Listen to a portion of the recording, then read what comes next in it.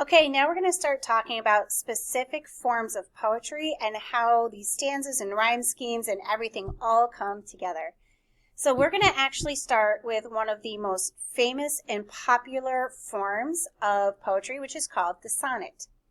The sonnet has very specific things. First of all, every single sonnet is always 14 lines long. Now, how those sonnets and those 14 lines are set up are a little different, but it's always 14 lines long. There is always some kind of rhyme scheme, and it's always set up as like a problem and a resolution or some kind of issue and it being wrapped up in some way. So there's a change in here, where there's a focus on one particular stance, and then there's a new perspective, or I think I said have a problem, and now it's getting resolved.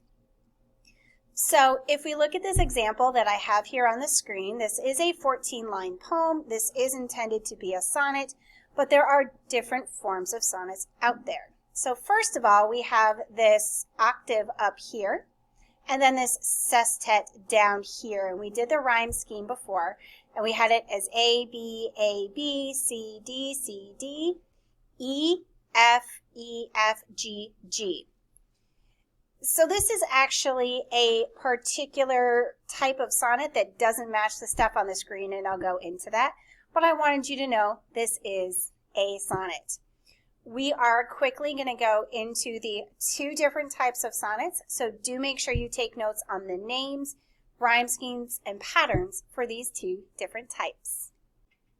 Here's our first type of sonnet that we're going to look at, and this one is called either the Italian sonnet or the Petrarchan sonnet, because one of the most famous people who did this, his last name was Petrarch. Go figure.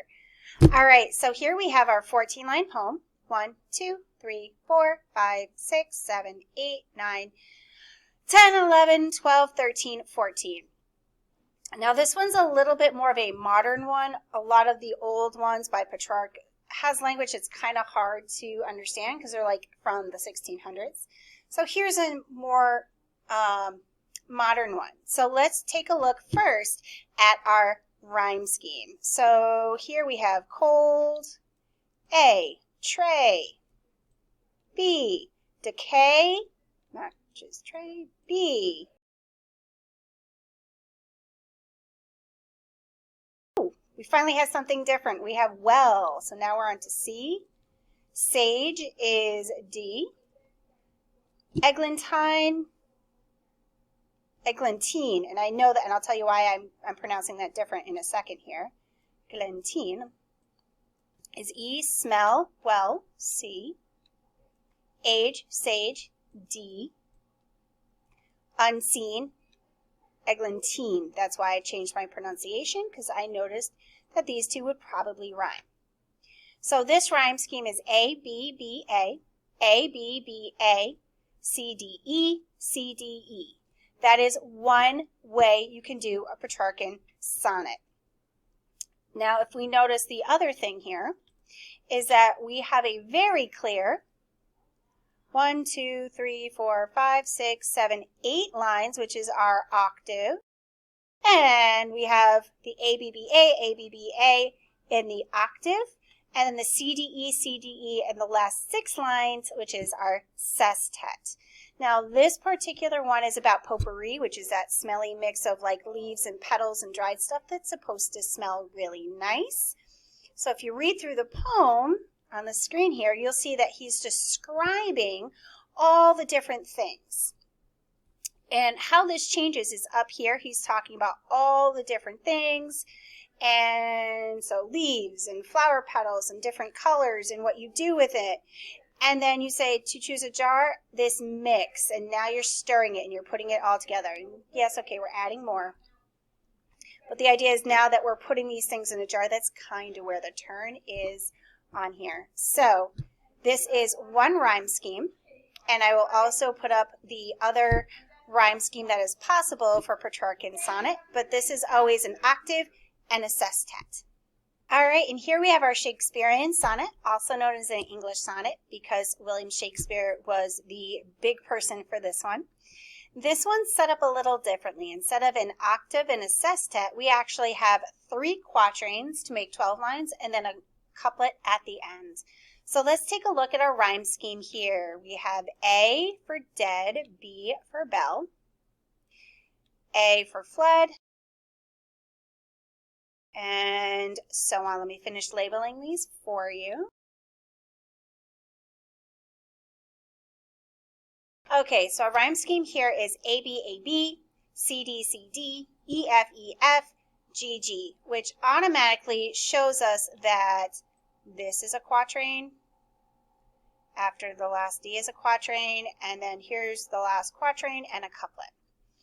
And if you take a moment to read this poem, he is talking about the fact that when he's dead, and you hear that my body's in the ground and decaying, don't remember me, even though I love you. And he's kind of like, actually, he doesn't want this person to be sad. He wants them to move on. And at the turn is not that, it's like, when I'm dead and gone, I really don't want you to be sad. I want you to move on. At the end, the turn, those last couplet kind of resolves it and changes it to, I don't want everybody to mock you and make fun of you for you being so sad over me. So instead of saying, I love you so much and I want you to move on with your life, no, I don't want people making fun of you. That's the turn. So the sonnets tend to deal with love and a problem and moving on and having a turn or some kind of resolution to it at the end. And this is the typical rhyme scheme and setup of an Elizabethan sonnet, English sonnet, Shakespearean sonnet, all pretty much same words for different things. Okay, so I'm going to add a little bit of an information to you for sonnets. One thing we didn't talk about is how long lines need to be in sonnets. Technically, they are supposed to be 10 syllables long, just like the word syllable is 3 syllables long. You can count those.